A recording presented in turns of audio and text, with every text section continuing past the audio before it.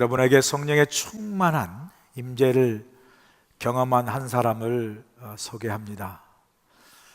그는 자신에게 성령이 충만하게 임할 때 자신이 경험했던 이 성령의 강한 내적 임재의 경험을 그의 일기에서 이렇게 고백하고 있습니다. 나는 나의 마음이 이상하게 뜨거워짐을 느꼈습니다. 나는 그리스도, 오직 그리스도만을 나의 구주로 신뢰하고 오직 그가 내 죄를 사하시고 죄와 사망의 법에서 나를 구원하셨다는 확신을 내게 주셨습니다. 이 성령의 뜨거운 임재를 통해서 예수 안에서 거듭난 중생의 체험을 한 이 사람은 이후로부터 복음을 증거하는 전도자가 되어서 세계는 나의 교구다, The world is my parish, 세계는 나의 교구다라는 그러한 그 복음 전파 열정을 가지고 86세에 하나님이 부르시는 그날까지 매일 6차례 7차례 복음을 전하는 설교를 감당하면서 그가 살아 생전에 복음을 증거하기 위해서 다녔던 그 거리가 25만 마일, 지구를 10바퀴 돌 만한 거리를 매일 말을 타고 8,000마일을 다니면서 복음을 증거하고 전파함으로 수십만 명의 믿지 않는 영혼들이 주께로 돌아온 놀라운 역사를 일으킨 그러한 사람이 되었습니다.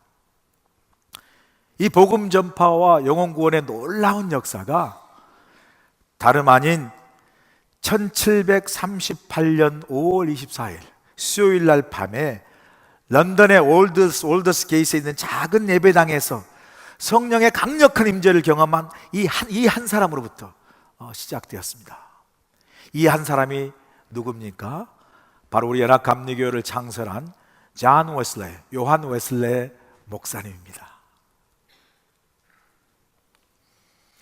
여러분, 이처럼 성령이 충만히 임하는 곳에 성령의 강력하고도 놀라운 역사가 일어납니다.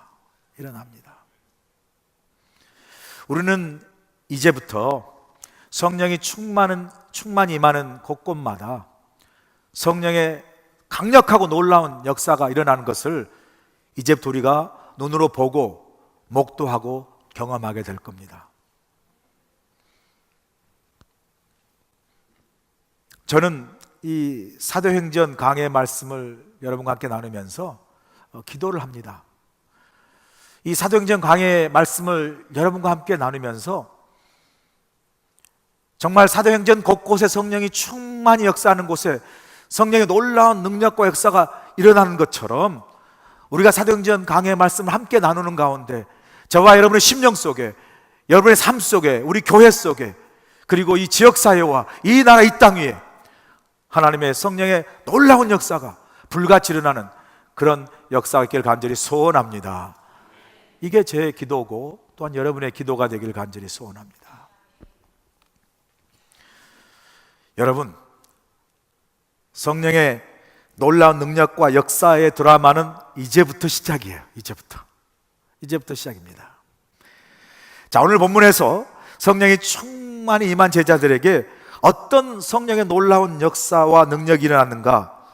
오늘 본문은 3가지 성령의 능력의 역사가 오늘 본문에서 성령이 충만히 임한 제자들에게 그 모인 마가의 다락방에 임했다는 사실을 우리가 알 수 있습니다. 자, 성령 충만함을 받아서 예루살렘 마가의 다락방에 모였던 120명의 성도들에게 그 성령의 3가지 놀라운 능력의 역사가 일어났는데 그것이 무엇입니까? 오늘 본문에 보니까 첫째로 성령 충만함을 받으니까 그 모였던 마가의 다락방에 어떤 역사가 일어나죠? 제자들에게 믿음의 공동체가 하나 되는 역사가 일어난 것을 우리가 볼 수 있습니다. 본문 6절 보세요. 본문 6절 보니까 이 소리가 나매 큰 무리가 모여 각각 자기의 방언으로 제자들이 말하는 것을 듣고 소동했다. 자, 천하 각국의 여러 나라에서 오순절기를 지키기 위해서 경건한 유대인들이 이제 예루살렘에 모였어요. 그 모였던 오순절 날에 주님께서 약속하신 이 마가의 다락방에 모여있는 120명의 성도들에게 성령이 충만하게 임했어요. 성령이 충만하게 임하니까 그 모인 120명의 성도들이 성경에 보니까 그들이 성령의 말하게 하심을 따라서 각각 다른 방언으로 큰 소리로 외치며 기도하기 시작했다는 거예요. 방언을 말하기 시작했다는 거예요. 여러분 생각해 보세요. 마가의 다락방에, 예루살렘의 그 다락방에 120명의 성도가 모였어요. 성령이 충만히 임했습니다. 그리고 그 충만한 역사 때문에 그들이 입술을 열어서 큰 소리로 서로 다른 방언을 외치며 기도했다고 생각해 보세요. 성지순례를 가보면 마가의 다락방을 여러분이 볼 수 있겠는데, 그 마가의 다락방에 있는 곳에 바로 곳곳에 건물들이 연이어 있고요, 그 옆으로 사람이 다니는 길들이 있어요.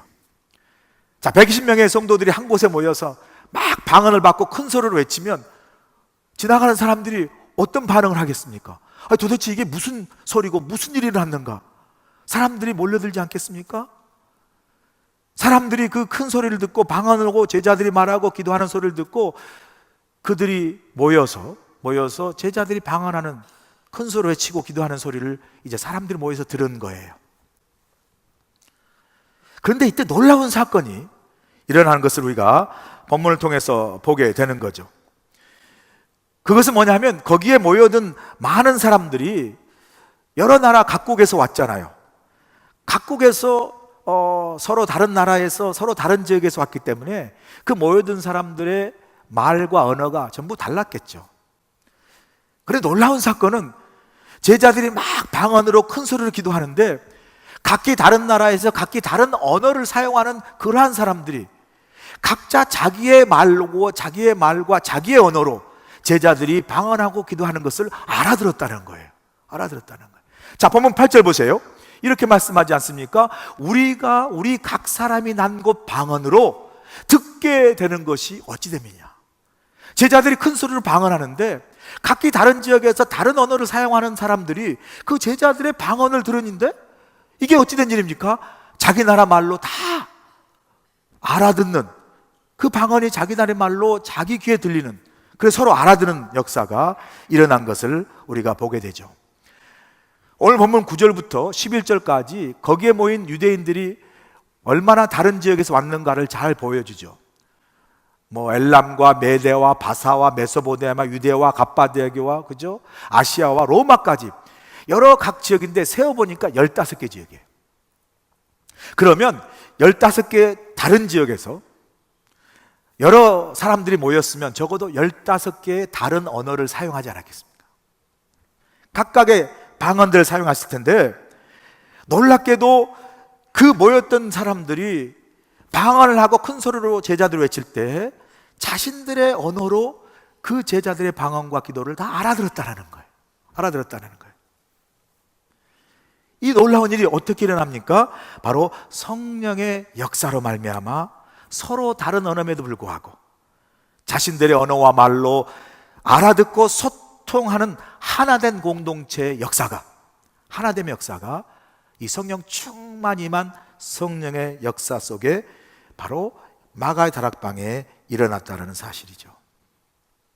여러분, 우리가 기억하실 중요한 아주 포인트가 있어요. 그게 뭐냐면요, 이렇게 성령의 역사로 서로 다른 지역에서 서로 다른 언어를 사용했던 사람들이 모여서 성령의 역사로 자기 말로 다 알아듣고 소통할 수 있는 하나된 공동체를 이루었기 때문에 바로 이 성령의 역사로 하나된 공동체로부터 바로 교회가 탄생되었고 교회가 시작되었다는 것이에요.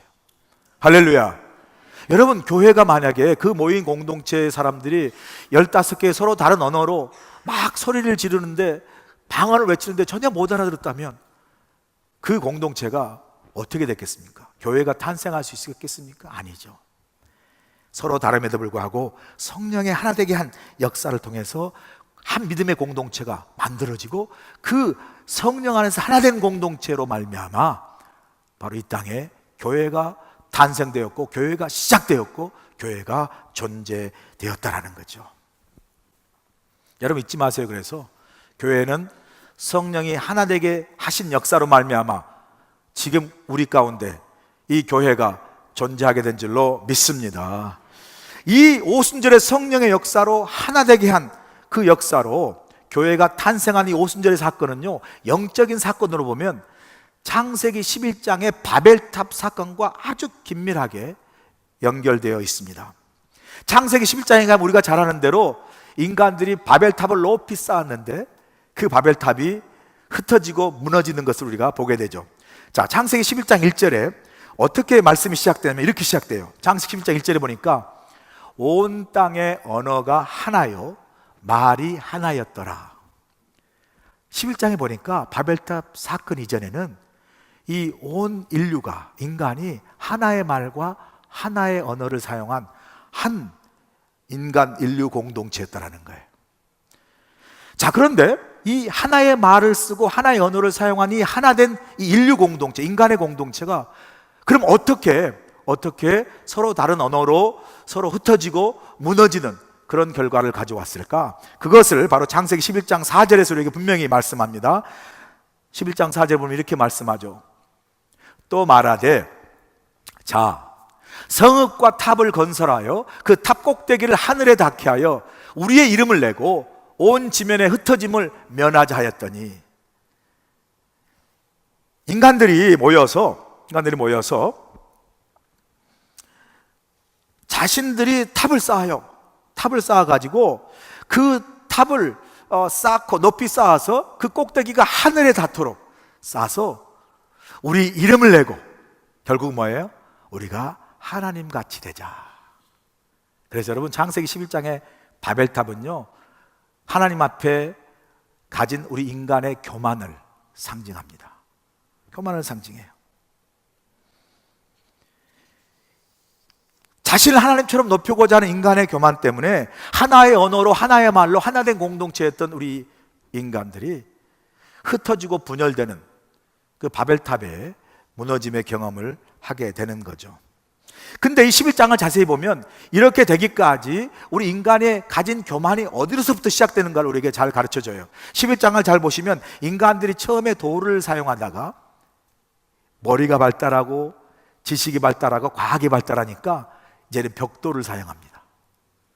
그리고 인간이 진흙을 만들어서 사용하다가 이제 또 머리가 발달되고 지식이 발달되고 과학이 발달되니까 진흙 대신 역청을 사용해요.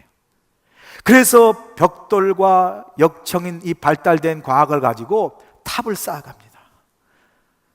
마치 하늘을 나는 비행기를 타던 우리 인간들이 이제는 대기권 밖으로 나가서 우주선을 타고 우주 밖으로 나가는 우리 과학의 발달을 보면서 야, 이만하면 우리도 하나님처럼 모든 걸 다 할 수 있다 라는 그런 마음의 문화적 교만, 창조주에 도전하는 이 교만을 인간들이 창세기 11장에서 아주 미리 보여주고 있다는 것이죠. 이게 문화적, 사회적 어떤 현상뿐만 아니라 우리 인간 스스로에게도 이런 마음이 있잖아요.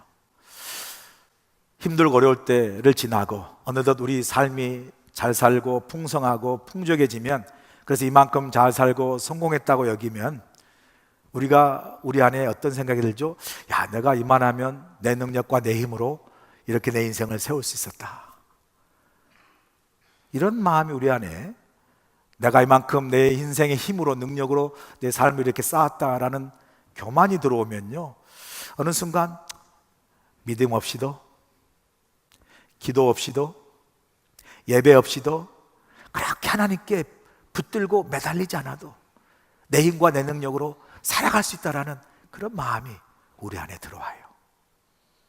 과학이 이만큼 발달했으니까 우리 힘으로 온 우주를 우리가 원하는 대로 만들 수 있다라는 어떤 창조주에 대한 교만을 갖게 되고, 내 인생이 만큼 내 능력으로 세워지면 나도 그렇게 크게 하나님 의지함 없이 내 인생을 이렇게 세워질 수 있다라는 이런 바벨탑의 교만이 우리 삶에 쌓일 때, 창세기 11장에 보니까 그 하나님이 어떻게 하신 걸 보니까 그렇게 바벨탑을 쌓고 꼭대기를 하늘에 닿은 그런 바벨탑을 하나님이 하늘에서 단순간에 내려와서 그 바벨탑을 흩어버리니까 그 바벨탑이 다 순간에 무너지는 것을 우리에게 보여줍니다. 보여줘요. 여러분, 그래서 우리가 깨달아야 돼요. 우리 인간이 쌓은 지식과 과학의 교만으로 쌓은 바벨탑, 우주를 간다 할지라도 우리는 아직 멀었어요. 이 우주를 다 창조하시고 다스리는 그 하나님 앞에 잠깐의 우주의 밖으로의 우주선의 여행은요, 하나님이 어느 순간 우리를 불어버리시고 다 흩어버리시면요, 다 무너질 수 있는 그런 것임을 우리가 깨달아야 돼요. 우리 인생도 마찬가지입니다. 여러분, 우리가 우리의 가진 능력과 어떤 힘으로 어떤 우리의 나름대로 인생을 세웠다 할지라도, 그것이 건강이고 사업이고 물질이고 명예고 무엇이라 할지라도, 권세라 할지라도, 여러분, 하나님이요 임하셔서 흩어버리시면 순간에 다 무너질 것들이에요. 그러면 우리가 뭘 깨달아야 되죠? 그렇기 때문에 여러분, 우리가 삶에 있어서 우리 스스로 힘과 능력으로, 과학으로, 우리의 지식으로 인간의 바벨탑을 쌓기 전에 제일 먼저 우리가 추구해야 될 게 뭐냐면요, 성령 충만함을 받고 성령의 권능으로 살아가는 삶을 살아가는 그러한 역사가 우리 가운데 일어나길 간절히 소원합니다. 바벨탑이 아니라 우리에게 필요한 건요, 성령의 권능이에요. 성령의 권능. 여러분, 우리 인생의 힘과 능력은요, 과학이나 우리가 이만큼 할 수 있던 우리 자신의 힘과 능력이 있지 아니하고 성령이 충만히 우리 가운데 임하셔서 우리가 성령 안에서 하나님과 우리 사이에, 그죠? 영적인 하나됨을 이루고, 그죠? 그래서 하나님이 우리와 함께 할 때 그 함께함이 우리의 능력이고, 함께함이 우리 삶의 진정한 성공과 형통을 가져오는 축복의 통로인 줄로 믿습니다. 그래서 오순절의 성령의 강림의 사건은요, 사실 우리가 인간의 교만함으로 말미암아 하나님의 영이 떠나잖아요. 하나님과의 관계가 단절되잖아요. 그러면서 우리가 흩어져 버려요. 그랬던 우리에게 다시 하나님의 영인 성령 우리에게 보내주세요. 다시 성령 우리에게 임재하셔서 우리의 교만한 마음, 우리의 흩어지고 달랐던 그런 언어들을 성령의 역사로 하나 되게 하심으로 다시 한번 하나님께서 우리를 통하여 회복과 치유 역사를 이루어 가시는 은혜의 역사인 줄로 믿습니다. 그게 바로 오순절 성령의 강림의 역사예요. 강림의 역사예요. 그래서 에베소서 4장 2절과 3절에서 사도 바울은 이렇게 우리에게 말합니다. 모든 겸손과 온유로 하고 오래 참음으로 사랑 가운데서 서로 용납하고 평안에 매는 줄로 성령이 하나 되게 하신 것을 힘써 지키라. 여러분, 성령이 우리 가운데 임하면요, 우리 안에 어떤 역사가 있냐면 성령의 역사로 겸손과 온유함과, 그죠? 오래 참음과 또 사랑과 용납과 평안한 그러한 우리의 삶의 모습, 마음의 상태, 우리의 신앙의 태도를 갖게 하죠. 그래서 사도 바울에게 강력하게 권면합니다.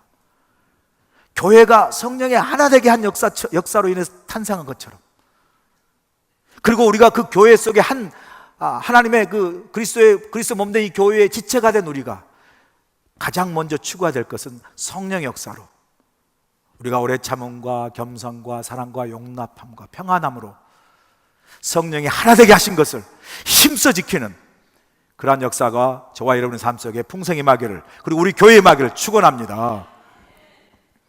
두 번째로, 성령이 충만하게 임하면 어떤 역사가 일어나냐면요, 하나님의 큰 일인 하나님의 꿈과 비전을 갖게 하고 바라보게 합니다.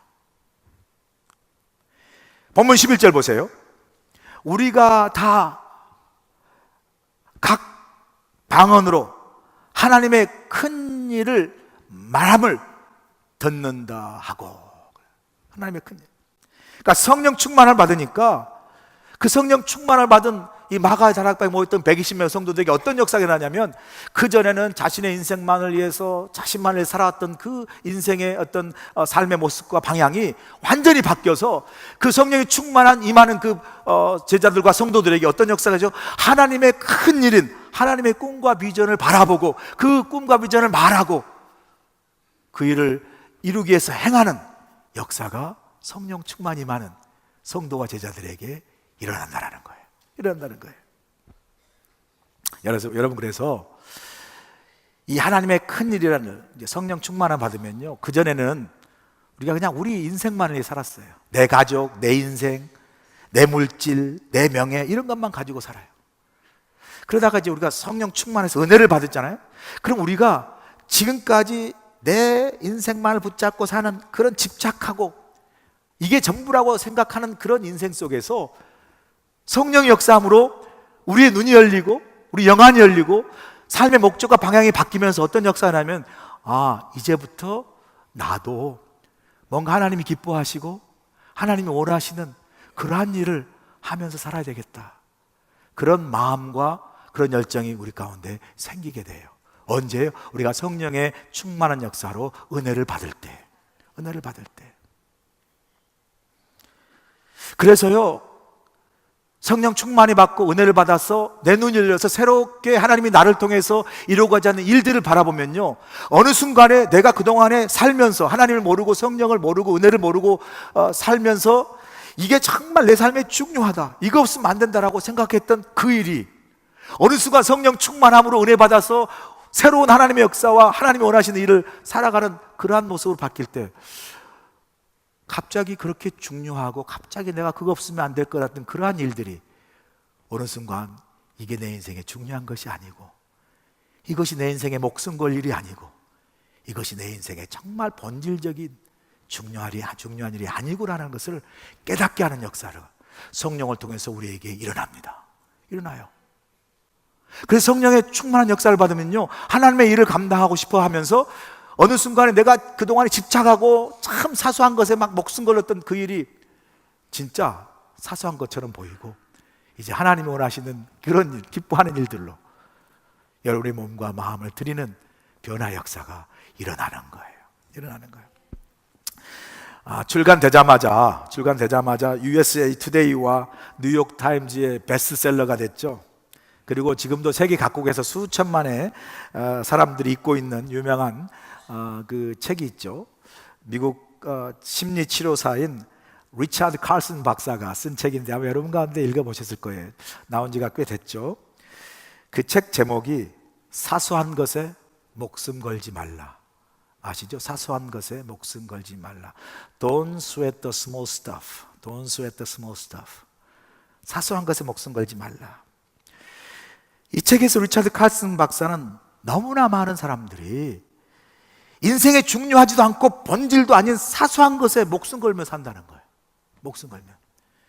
그 책에서 칼슨 박사는 사소한 것은 그냥 사소한 것에 불과한데, 그 사소한 것을 그냥 집착해서 그것 때문에 짜증내고 다투면서 삶에 더 큰 스트레스를 스스로가 받으면서 힘들게 살아간 사람들이 너무 많다는 거예요.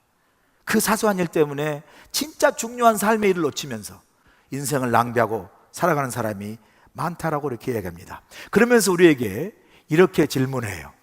이렇게 질문해 보라고 말합니다. 지금 내가 중요하다고 생각하고 땀 흘리고 목숨 거는 그 일이, 우리 스스로에게 질문하라고 그래요. 어떻게 질문하라냐면, 그 일이 지금부터 1년 후에도 이 일이 정말 나에게 중요한 일인가? 이걸 스스로 한번 물어보라는 거예요. 여러분 삶에 지금 여러분을 괴롭게 하고 신경 쓰이게 하고 바더대고 그것 때문에 마음 상하고 혹시 시험 들 일이 있습니까?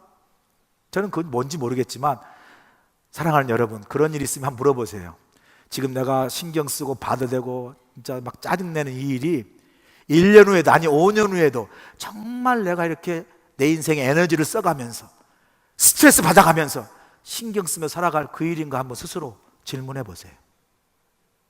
많은 일들이 놀랍게도요, 별거 아닌 일인데 지금 이 순간에 그것이 다인 것처럼 짜증내고 목숨 걸며 막 붙들고 살고 있는 우리의 모습이 많이 있는 것을 우리가 발견하게 됩니다.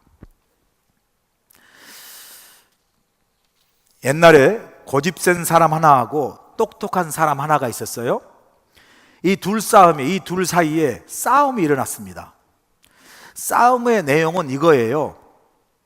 고집센 사람은, 여러분 그 구구단 곱하기 아시죠? 고집센 사람이 4, 7이 27이라고 주장하는, 4, 7이 27.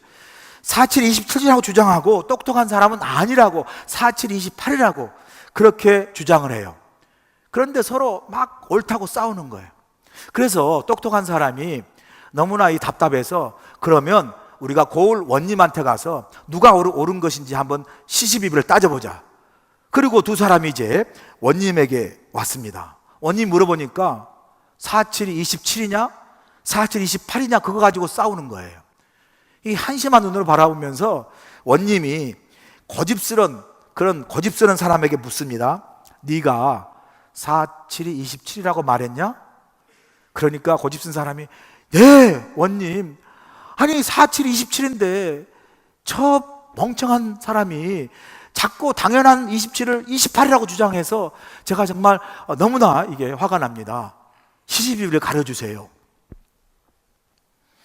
그 말을 듣고 원님이 이렇게 판결을 내립니다. 27이라 답한 놈은 풀어주고 28이라 답한 놈은 권장을 10대 쳐라 그렇게 해요. 이 고집센 사람이 얼마나 기분 좋고 해서 47, 27인데 잘 맞고 잘 맞아라 그러고 이제 기분 좋게 나갔습니다. 28이라 이야기한 사람은 원님한테 권장 10대를 맞으면서 너무 억울한 거예요. 아니 왜 내가 맞아야 되냐고, 47이 28인데. 그래서 원님한테 따지고 항의합니다. 왜 제가 맞아야 되냐고. 그러니까 원님이 그에게 이렇게 대답합니다. 47이 27이라고 우기는 그런 놈이랑 싸운 내 놈이 더 어리석은 놈이다. 내 너를 매우 쳐서 그 지혜를 깨닫게 하기를 원하노라. 그렇게 한 거예요. 예. 여러분 생각해 보세요. 뭐 이게 셈 제대로 하지 말고 계산 제대로 하지 말며 살라는 말 아니잖아요. 그 47, 27이라고 하는 사람하고 싸워봐야 똑같은 사람 되지 않겠어요, 여러분? 네? 포인트는 본질도 아닌 사소한 것에 여러분 혹시 목숨 걸고 땀 흘리면서 그렇게 그냥 스트레스 받고 사신 여러분 계시면 그냥 47, 27이라고 그냥 그렇게 말해주세요. 그냥 그래 27이야 27이야. 성령 우리에게 임하면요 27이 28이라고 주장하지 않아요. 27이라고 말하고요, 그보다 더 큰 하나님의 나라의 일을 위해서 내 시간과 내 에너지와 내 인생을 드리는 삶으로, 사람의 모습으로, 인생의 방향으로 바뀝니다. 여러분 혹시 민족 복음화 대성회 엑스플로 74를 여러분 기억하시는지 모르겠어요. 여러분 가운데 여의도에서 있었던 엑스플로 74 가보신 분들 아마 계실 겁니다. 저도 아마 국민학교 그때 제가 3학년이었을 텐데 저희 아버님이 시골에서 목회할 때 아버님, 어머님 그리고 몇몇 교인들과 함께 그 엑스플로 74를 타려고 완행열차를 타고 가는 곳마다 서는 이 완행열차를 타고 1974년 8월 13일부터 8월 18일까지 5일 동안 있었던 8월 달이 얼마나 덥습니까? 지금도 제가 기억나는 게 완행열차가 서는 곳마다 사람들이 너무 타가지고 객차마다 너무나 사람이 많아가지고 그 더위에 찜통에 막 숨을 못 쉬었던 기억이 나요. 그렇게 해서 엑스플로 74가 일어났는데 여러분 여의도에서 8월 13일부터 15일까지 엑스플로 74가 있을 때 어마어마한 사람들이 모였죠.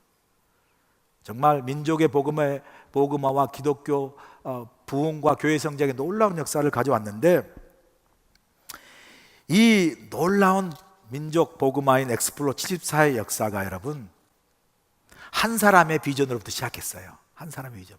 그 한 사람이 누구냐면 바로 한국 대학생 선교회 CCC를 창간했던 김준곤 목사님이라는 분이에요. 지금은 작고하셨지만 이 김준곤 목사님이 미국의 풀러 신학교에 유학을 할 때 이 미국의 CCC 총재인 빌 브라이트 박사를 만납니다. 그리고 그에게 감동받고 나도 한국에 돌아가서 젊은 대학생들을 복음으로 전도하고 선교하는 CCC를 만들어야 되겠다. 그리고 한국에 CCC를 만들어요. 그리고 서울에 있는 대학과 많은 대학, 지금은 330개 대학 속에서 그 지부가 있는 큰 선교단체로 이게 발전됐죠. 그 CCC 출신이 바로 온누리 교회 하영주 목사님이고 하와이 그리스도인 학교 감독의 한우진 목사예요. 하여튼 그 CCC 출신인데 저도 CCC 출신입니다. 그렇게 놀라운 역사를 일으켰는데 제가 그 말씀을 드리려고 한 게 아니고 이분이 이제 1972년 때 텍사스 달라스에서 아마 마크 마시, I don't know whether you know this Explo 72 which was held in Texas, Dallas in Texas. I don't know whether you know this. 근데 그 텍사스에서 있었던 그 엑스폴로 72에 이 김중건 박사님이 참석을 해요. 그리고 거기 성령의 뜨거운 역사를 경험합니다. 그리고 나서 어떻게 그 자리에 선언하냐면요, 그 같이 갔던 사람에게 내가 2년 후에 한국에서 민족 복음화 대성회인 엑스폴로 74를 개최하겠다. 그때 목표를 30만 명이 모이는 민족 복음화 대성회인 엑스폴로 74를 개최하겠다고 이렇게 선언을 합니다. 그리고 한국에 돌아와서 그 자신이 성령으로 받은 비전을 가지고 그 자기 함께하는 그 CCC 간사들을 다 모아놓고 그리고 함께하는 사람들에게 이 비전을 선포해요. 근데 무슨 일이 난 줄 아세요? 그 말을 듣고 그 전국에 모여든 CCC 간사들이 다 한결같이 이 일은 불가능합니다, 할 수 없습니다 라고 반대를 하는데, 반대 이유를 100가지를 써가지고 와가지고 이건 할 수 없습니다 라고 김중근 목사님에게 제출합니다. 교통 문제, 숙박 문제, 날씨 문제, 주민 소음 문제, 나라의 어떤 당국의 허가 문제, 모든 100가지를 들어서 할 수 없다라고 이야기를 해요. 그때 그 100가지 이유를 들은 김중건 목사님이 그 간사들에게, 반대하는 간사들에게 이렇게 묻습니다. 여러분께 묻겠습니다. 민족 복음화는 하나님의 뜻입니까? 아닙니까? 만약 민족 복음화가 하나님의 뜻이라면 하나님께서 반드시 이 일을 이루시는 방법을 우리에게 주실 것입니다. 그렇게 말씀해요. 그러면서 그 간사들에게 스가랴 4장 6절의 말씀을 나눕니다. 이는 힘으로 되지 아니하며 능으로 되지 아니하고 오직 나의 신으로 되느니라. 하나님의 영인 성령으로 된다라고 말씀합니다. 그 말씀에요 간사들이 회개해요. 그리고 마음을 합쳐서 금식 기도가 들어가면서 엑스폴 74 준비위원회가 설치되고 캐치프레이즈 이렇게 걸지 않습니까? 좀 이거 들을 때마다 가슴이 뜨거워요. 그 당시 캐치프레이즈가 뭐냐면 민족의 가슴마다 그리스도를 심어 이 땅에 성령의 계절이 임하게 하자. 할렐루야. 민족의 가슴마다 그리스도를 심어 이 땅에 성령의 계절이 임하게 하자. 얼마나 놀랍습니까? 이렇게 해가지고요 이 엑스폴 14를 하는데요, 그 모였던 사람들이 30만 명을 목표로 했는데 1974년 8월에 있는 경향신문에 보니까 모였던 인구가 136만 명이에요. 136만 명. 그리고 이 일로 인해서 한국 교회와 한국 기독교가 놀랍게 부흥되고 성장되는 그 능력의 역사가 시작된 줄로 믿습니다. 여러분,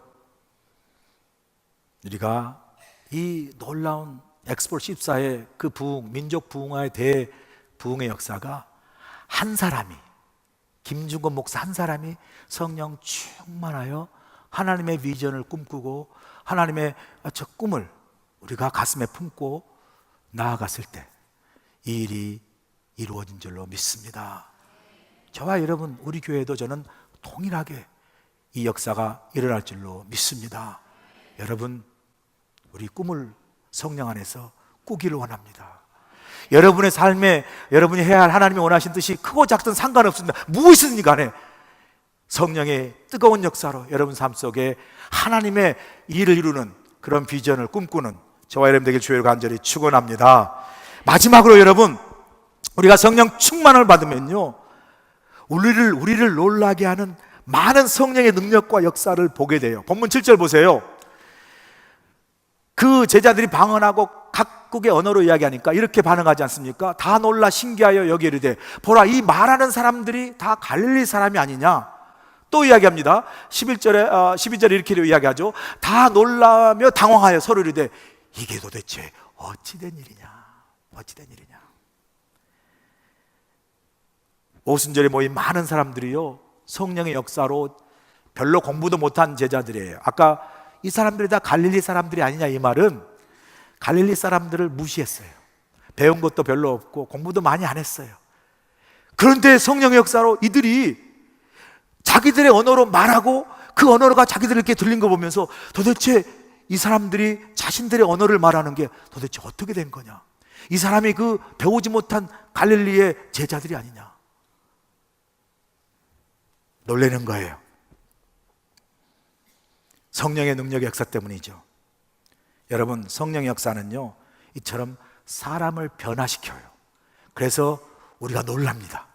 제가 이번 LTD를 가서 이제 오래간만에 54명의 캔디데이트를 올라와가지고 3박 4일 영성 수련을 하는데, 첫날 딱 가서 앉아보니까 와, 새로 54명의 캔디데이트 얼굴이요, 어떻게 하나 보자 이렇게 하면서 기분 나쁜 표정으로 조금 이렇게 긴장되고 뭔가 이렇게 어떻게 하면 빨리 도망칠까 나갈까 뭐 이런 마음으로 화가 난 사람처럼 와 있어요. 제가 여러분이 설교하려면 어떻게 설교하나 보자 이렇게 저를 째려다보는 그런 마음으로, 그런 사람이 없지만 그런 느낌을 받았어요. 그래서 제가 어떡하나, 이 걱정이 오래간만에 하니 긴장도 되고 성령께서 역사할 텐데. 그런데 시간이 지나고 하루가 지나고 이틀이 지나면서 제가 놀랐어요. 그렇게 얼굴이 어둡고 뭔가 화가 나고 뭔가 불만이 섞인 얼굴이 점점 바뀝니다. 마지막 가는 그 순간까지 성령께서 역사함으로써 얼굴이 바뀌고 찬양하고 기도하고 눈물로 바뀌는, 사람이 변하는 놀라운 역사가 일어난 줄로 믿습니다. 그래서 제가 놀랐어요. 이 사람이 똑같은 사람 맞냐? 여러분, 사람뿐만이 아니에요.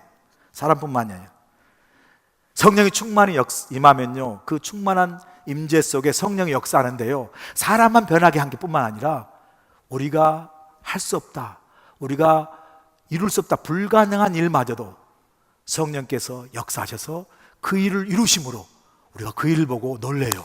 와, 어떻게 이런 일이 가능한가? 하나님이 하셨네, 하나님이 역사하셨네 라고 우리가 성령 충만하면요, 성령의 능력으로 막 우리 가운데 생각지 못한 일, 불가능한 일들이 막 하나님께서 일으키셔가지고요, 다 저와 여러분을 놀라게 하는 역사가 일어나는 거예요.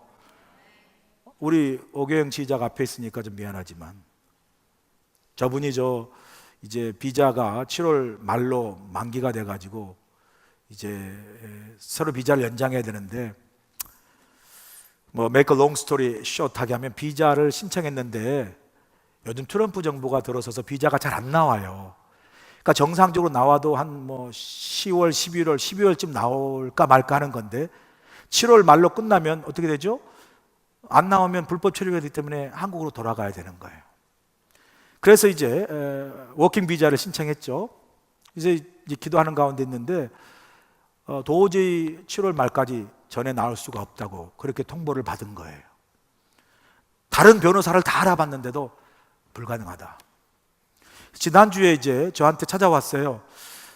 아무리 노력해도 불가능한 것 같으니까 이제 제가 사임하겠다고, 뭐 가고 싶어서가 아니라 이제 7월 말이든 6월 말이든 목사님이 원하시면 사임하고 한국으로 돌아가겠다고. 그래, 얼마나 제가 참 안타깝기도 하고, 또 이렇게 훌륭한 지휘자가 가면 어떡하나 걱정도 되고, 그렇다고 우리가 할 수 있는 길이 없는 거예요. 그리고 저분이 참 마음이 좋아가지고 아주 쉽게 포기한 건 아니지만 그래도 방법이 없으니까 이제 그렇게 왔는데, 제가 같이 우리가 기도하면서 그랬어요. 우리가 할 수 있는 건 없다, 변호사가 할 수 없다고 이야기하고, 그렇지만 같이 기도하자. 그리고 기도했어요. 그리고 그 다음날 제가 새벽 기도로 오는데 우리 최 목사님이 막 갑자기 목사 이거 보세요 하고 이메일을 보여준 거예요. 변호사한테 이메일이 왔어요. 무슨 이메일이 왔겠어요? 워킹 비자가 나왔다고 이메일이 와서, 할렐루야. 네. 여러분, 제가 그 변호사가 쓴 이메일의 서두만 읽어드릴게요. 오계영 씨 그리고 목사님 안녕하세요. 기적 같은 일이 일어났네요. 오계영 씨 비자가 승인되었습니다. 이거 제 말이 아니고 그 이메일 내용이. 할렐루야. 할렐루야. 여러분, 신앙은요, 하나님 때문에 놀라는 거예요. 하나님 때문에 어떻게 저 사람이 저렇게 바뀌었을까? 그 사람 보고 놀라는 거고요. 또 나도 보고 나가 놀라요. 내가 어떻게 이렇게 바뀌었지? 옛날에 내가 아닌데. 내가 나를 보고 놀라요. 왜? 성령의 역사에서 나를 변화시키고, 혹은 또 내가 아는 사람을 변화시켜서 저 사람이 어떻게 저렇게 됐지? 놀라게 해요. 누가? 성령께서. 뿐만 아니라 우리가 불가능하다고 생각하는 그 일도 성령께서 역사하심으로 그 일을 이루고 그 일을 정말 풀어내고 가능하게 함으로써요, 야, 하나님이 하셨구나라고 그 성령 역사로 우리를 놀라게 하는 역사가 바로 성령께서 우리 가운데 이루신 역사인 줄로 믿습니다. 그래서요, 신앙생활하면 하나님 때문에 놀라는 사람, 이게 진짜 믿음에 부요한 인생이에요. 10년을 다녀도 하나님 때문에 한 번도 놀란 적이 없어. 기도한 적도 없고 뭐 하나님 하셨습니다 고백할 만한 건데기가 없어요. 근데 어떤 사람은 매일매 순간에 와, 하나님이 하셨네, 야, 하나님 놀랍다, 하나님이 은혜네, 하나님 이루셨네, 이렇게 심장이 벌렁벌렁 놀라는 사람이 축복의 사람인 줄로 믿습니다. 그냥 벌렁벌렁하면 병원에 가셔야 되지만 하나님 때문에 벌렁벌렁하면 이거 하나님의 은혜요, 축복이에요. 하나님이 막 이루시잖아요. 역사하셔서 막 변화시키잖아요. 저는 이제 이 사도행전 강해를 시작하면서 이런 성령의 놀랍게 역사하는 역사가 저는 이제부터 저와 여러분의 삶 속에 우리 교회에서부터 우리가 함께하는 모든 곳에서 시작될 줄로 믿습니다. 이런 성령의 놀라운 역사로 하나님의 능력을 경험하고 믿음으로 승리하는 여러분의 인생, 우리 교회가 될 수 있기를 주님으로 간절히 축원합니다. 기도하시겠습니다.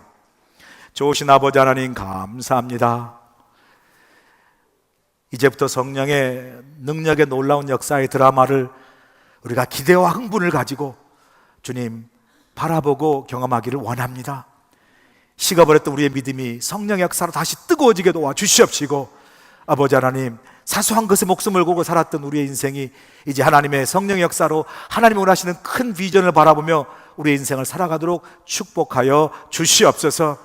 이제 내 힘과 내 능력의 바벨탑이 아니라 성령의 충만함으로 성령의 권능을 받아서 하나님이 내 인생을 통해서 우리 교회를 통해서 역사하시는 그 능력을 바라보고 그 능력 가운데 믿음으로 승리하는 인생 우리 교회가 되도록 축복하여 주시옵소서. 예수님의 귀하심으로 감사하며 기도하옵나이다. 아멘.